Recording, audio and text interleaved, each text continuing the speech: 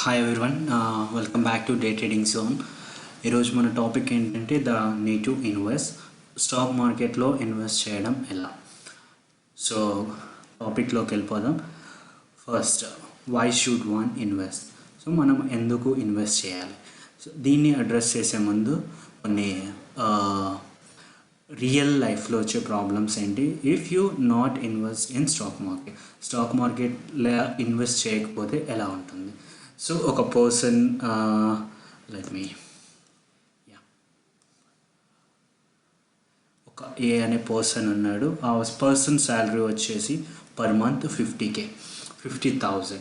So ఇతని expenses వచ్చేసి 30,000 ఉన్నాయి. 30,000 ఈ ఎక్స్పెన్సెస్లో food and transport, shopping, medical and etcetera. So ఇప్పుడు ఇందులో అన్ని ఎక్స్పెన్సెస్ వస్తాయి. సో రిమైనింగ్ అమౌంట్ వచ్చేసి 20K. ఈ 20Kలో మనం ఇంకా for sake of simplicity we're ignoring income tax. Income ట్యాక్స్తో ఎంత ఇంపాక్ట్ అవుతుందో సో ఇక్కడ మనం ఇగ్నోర్ చేస్తాం. So first person company every year ఒక 10% హైక్ అయితే ఇస్తుందని అనుకుందాం. సో ఆ cost of living every year increase అవుతుంది, అదొక 8% ఉంది అనుకుందాం. So up to 30 years old man up to ఎన్ని ఇయర్స్ ప్లాన్ చేస్తున్నాడు, ఒక 50 years వరకు జాబ్ చేస్తున్నాడు అనుకుందాం. So almost 20 more years to earn. So మనకు 20 years ఉంది ఎర్న్ చేసుకోవడానికి. ఇప్పుడు మనము రిటైర్ అయిన తర్వాత వేరే వర్క్ ఏం లేదు, మన ఎక్స్పెన్సెస్ కూడా ఫిక్స్డ్ ఎక్స్పెన్సెస్ ఉన్నాయి. సో మన ఈ 20,000 మనకు బ్యాలెన్స్ అమౌంట్ ఉంది కదా, ఈ 20,000 సో ఇప్పుడు మనకు హాట్ క్యాష్ రూపంలో వస్తుంది. ఈ వాల్యూస్ అజంప్షన్స్ ప్రకారం సో మన శాలరీ ఎలా ఉండబోతుంది నెక్స్ట్ మన అంటే వాల్యూస్ 20 yearsకి ఏమవుతుంది మనకి. ఆ 20 yearsకి ఫస్ట్ మన ఎవ్రీ ఇయర్ పర్ మంత్ 50,000 కాబట్టి ఇయర్లీ ఇన్కమ్ వచ్చేసి 6 lakhs ఉంటుంది. అండ్ ఎక్స్పెన్సెస్ కూడా మనకు 30,000 పర్ మంత్ ఎక్స్పెన్సెస్ కాబట్టి ఆల్మోస్ట్ 3,60,000 ఎక్స్పెన్సెస్ వస్తుంది. సో మనకు ఇక్కడ క్యాష్ రిటర్న్ అయింది ఎంత, 24,000. ఈ 24,000 అప్ టు 20 yearsకి మనకి ఒక 1.7 crore అయితే మనము ఇక్కడ సేవింగ్స్లో అయితే చూసుకోవచ్చు వితిన్ 20 yearsలో. ఈ 1.7 crores ఇక్కడ మనము చూసుకుంటే ఏంటంటే ఇప్పుడు మన సిచ్యువేషన్ ఎలా ఉండబోతుంది further after post retirement. So ఇప్పుడు ఆల్మోస్ట్ 20 yearsకి అయితే మనకి 1.7 crore అయితే వస్తుంది ఇక్కడ సేవింగ్స్ రూపంలో మనకి. నెక్స్ట్ ఈ 1.7 crores ఎట్లా ఉంటుంది, మన expenses are fixed and lifestyle కూడా మనకి ఏం చేంజ్ కాలేదని అనుకుంటే సో మనం ఇక్కడ ఏంటి మన లైఫ్ ఆస్పిరేషన్స్ అంటే ఏంటి, మన dreams what ever, better home కొనుక్కోవడం కానీ, కార్ కొనుక్కోవడం కానీ, వెకేషన్స్ లాంటివి ఏమైనా వెళ్ళడం కానీ, సో వీటిని అన్నిటిని మనం సప్రెస్ చేసుకోవాల్సి వస్తుంది. సో మనకు పోస్ట్ రిటైర్మెంట్లో ఎక్స్పెన్సెస్ గ్రోత్ ఎంత ఉంటుంది, ఎవ్రీ ఇయర్కి 8% ఉంది అనుకుందాం. సో 8% కంటే ఈ 1.7 crores అనేది ఒక 8 years వరకు సర్వైవ్ కావచ్చు మనం. 8 years తర్వాత సిచ్యువేషన్ ఏంటి, ఈ సిచ్యువేషన్ ఏంటి, మనకు బ్యాకప్ ఏం లేదు అండ్ వర్క్ క్యాపబిలిటీ ఆల్సో మనకి ఏం లేదు. సో ఈ ఎక్స్పెన్సెస్తో 8 years వరకు అయితే మనం సర్వైవ్ అయితే కావచ్చు. తర్వాత సిచ్యువేషన్ ఏంటి, మనం ఈ తర్వాత సిచ్యువేషన్స్లో ఎలా మనకు వర్క్ లేదు అండ్ మన సేవింగ్స్ కూడా అయిపోయింది. ఇప్పుడు మనము సేమ్ ఇదే సినారియోని ఒక ఎడిల్ రూపంలో కాకుండా ఇన్వెస్ట్ రూపంలో చేస్తే ఎలా ఉండబోతుంది మనకి. సో ఎవ్రీ మంత్ 12% మనకు ఇంట్రెస్ట్ రేట్ అయితే వస్తుంది అనుకుంటే సో మనకి వాల్యూస్ అనేటివి ఎలా ఉంటున్నాయి.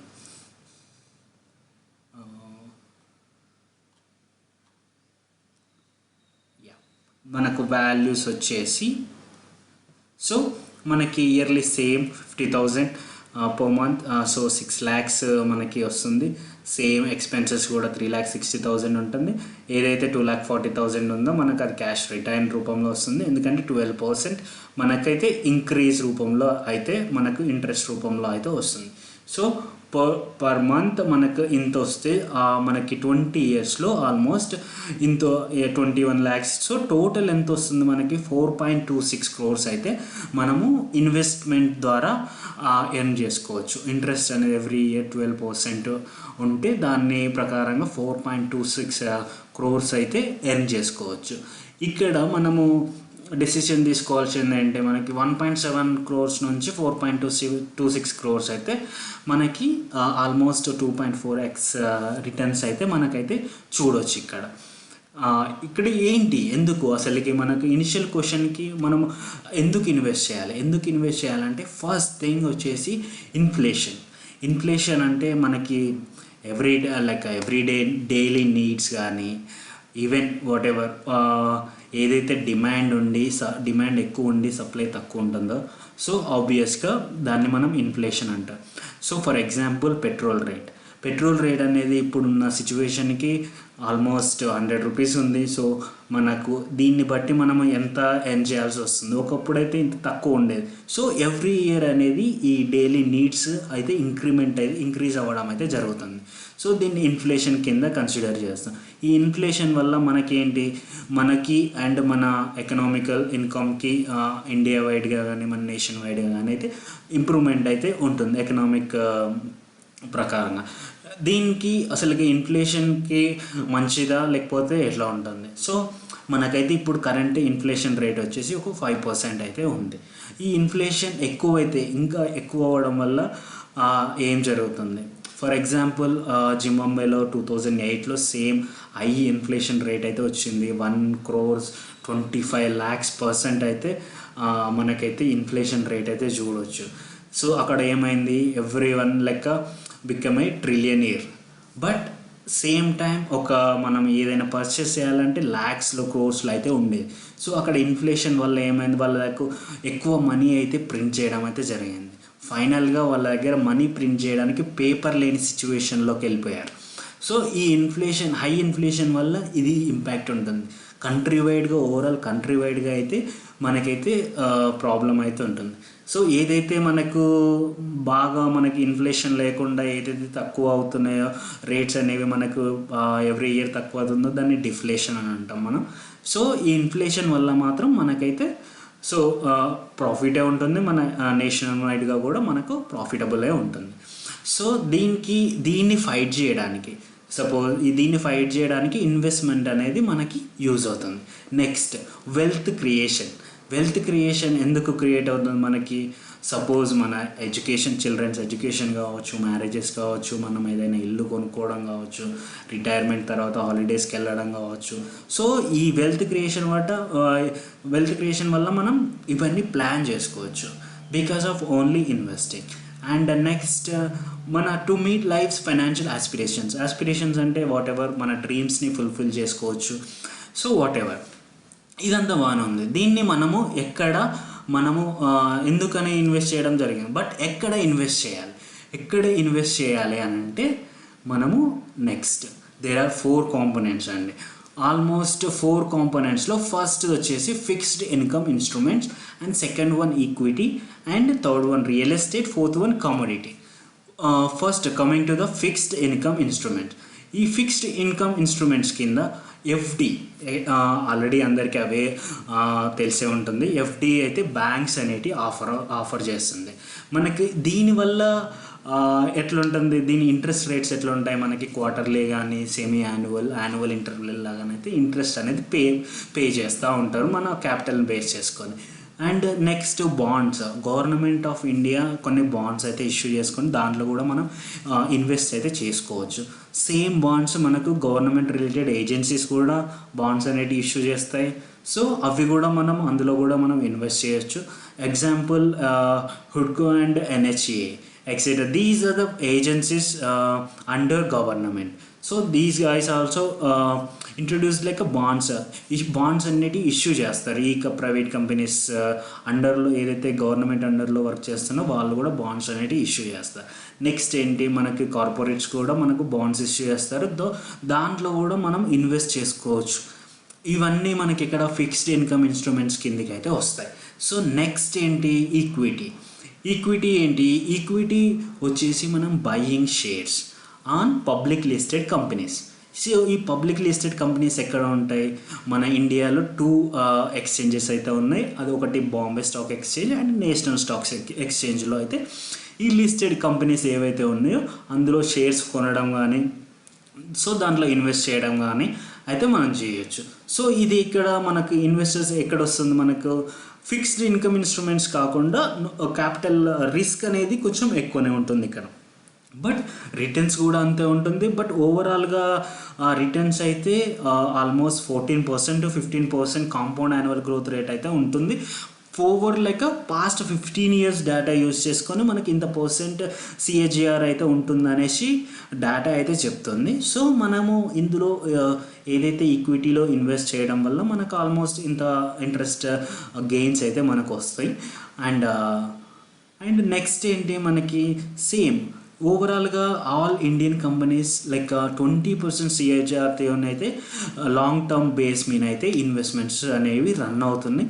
సో దీనికి ఏంటి మనకి ఆపర్చునిటీ కావాలి అండ్ ఎప్పుడు పడితే అప్పుడు ఇన్వెస్ట్ చేయకుండా, సో ఎప్పుడు ఇన్వెస్ట్ చేయాలో తెలియాలి మనకి, ఆ రిక్వైర్మెంట్ స్కిల్ అనేది కావాలి, హార్డ్ వర్క్ ఉండాలి and patience is the most important for investor ఏంటి? ఫండమెంటల్ అనాలిసిస్ గ్రోత్ చేసుకోవాలి.